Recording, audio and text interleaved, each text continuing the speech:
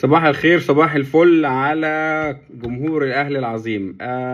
بالنسبه لموضوع الديسكورد يا جماعه اللي اتكلمنا فيه، طبعا انا والله العظيم يعني مبسوط جدا من التفاعل اللي حصل على البوست وكميه الناس اللي حابه تتفرج في جماعه ونقعد كلنا مع بعض ونفرح باللمه، وان شاء الله الاهلي يعمل ماتشات كويسه ويحقق نتائج كبيره، ويعني على الاقل نصعد للدور اللي بعده.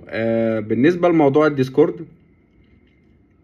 هو تطبيق بسيط جدا. هحط لكم لينك الجروب الانفيتيشن اللي هو الدعوه للسيرفر نفسه في البايو عندي، وهحطه مع الفيديو ده. الموضوع بكل بساطة بتخش على www.discord.com، ده اللينك بتاع السيرفر بتاع الموقع التسجيل، وعلى اليمين فوق خالص كده هتلاقي مكتوب كلمة لوج ان او تسجيل دخول، اضغط عليها هيقول لك اكتب الايميل والباسورد، وتحتهم خالص هتلاقي مكتوب ريجستر ناو او اعمل حساب الان. هتدخل على اعمل حساب الان، هتحط الايميل ادريس بتاعك، لازم يكون جيميل عشان او ياهو مش فارقه، بس عشان لازم يكون شغال لانك بتخش تعمل من عليه فيريفيكيشن او تفعيل بس. فبتحط الايميل وبتحط الباسورد وبتختار اليوزر نيم بتاعك او الاسم اللي انت عايز الاكونت بتاعك يظهر بيه معانا. وبتختار برضو الديسبلاي نيم في اليوزر نيم وفي الديسبلاي نيم. اليوزر نيم اللي هو ده اسمك لما حد يحب يضيفك يعمل لك اد فريند، ده الاسم اللي انت بتختاره.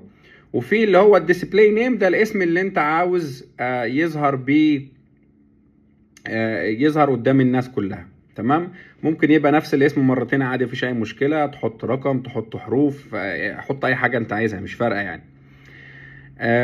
وبتحط الباسورد وبتعمل اكنولج ان انت موافق على كل شروط الاستخدام وبتاع، وتدوس ريجستر. بمجرد ما بتدوس ريجستر خلاص انت كده سجلت.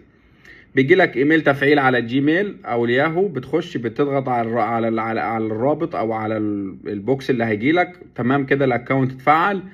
هتضغط على رابط الدعوة اللي انا حاطه مع الفيديو هنا، هيدخلك السيرفر عندنا.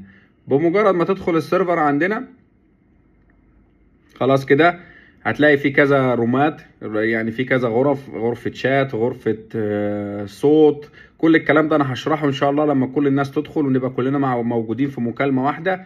هشرح كل التفاصيل وطريقة الاستخدام وكل حاجة، وازاي تدخل لايف، وازاي نعمل شير سكرين، وازاي نتفرج كلنا مع بعض، ونقدر نكتب فين، وايه الاستخدام بتاع الديسكورد. وفي على فكرة مميزات جامدة جدا وحاجات كبيرة جدا، يعني زي مثلا في تشات اي اي، في تقدر مثلا نقدر نحط بوتات، مثلا نشغل القرآن، مثلا نحط بوتات تكتب اذكار صباحية ومسائية طول الوقت، او يعني لا، الديسكورد حاجة جامدة وحاجة كبيرة قوي وسهل جدا في الاستخدام.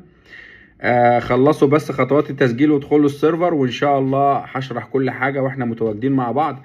بالنسبه للناس اللي قالت لي ما هو ام بي سي عرض الماتشات مجانا، انا فاهم يا جماعه، انا قلت لو يعني حتى ولو هيبقى في اي مشكله من اي نوع، سواء ام بي سي او على تطبيق دازن، احنا هنتفرج سوا. هي الفكره بالنسبه لي في اللمه والقعده الحلوه، وندردش ونتناقش وناخد وندي ونعمل مسابقات ونتكلم في الكوره وحتى الكوره الاوروبيه، ونحط جداول المسابقه بتاعه الموسم الجديد، ونتكلم في كل حاجه. يعني مش شرط بس نتفرج على الماتشات وخلاص، الموضوع مفتوح والجروب موجود، ونتناقش وناخد وندي ونضيف لبعض ونتكلم مع بعض وكل حاجه جميله يعني. فايا كان بقى ام بي سي او غيره، احنا الهدف من الموضوع ان احنا نتفرج سوا، سواء انت في مصر او في غربه، سواء موجود في شغلك مش هتعرف تتفرج، مش هتعرف تروح قهوه، او على موبايلك التطبيق. على فكره التطبيق بيشتغل على الكمبيوتر وعلى الموبايل، فتقدر تشغله في اي وقت في اي مكان، انت وانت ماسكه في ايدك في الموبايل عادي، سهل جدا.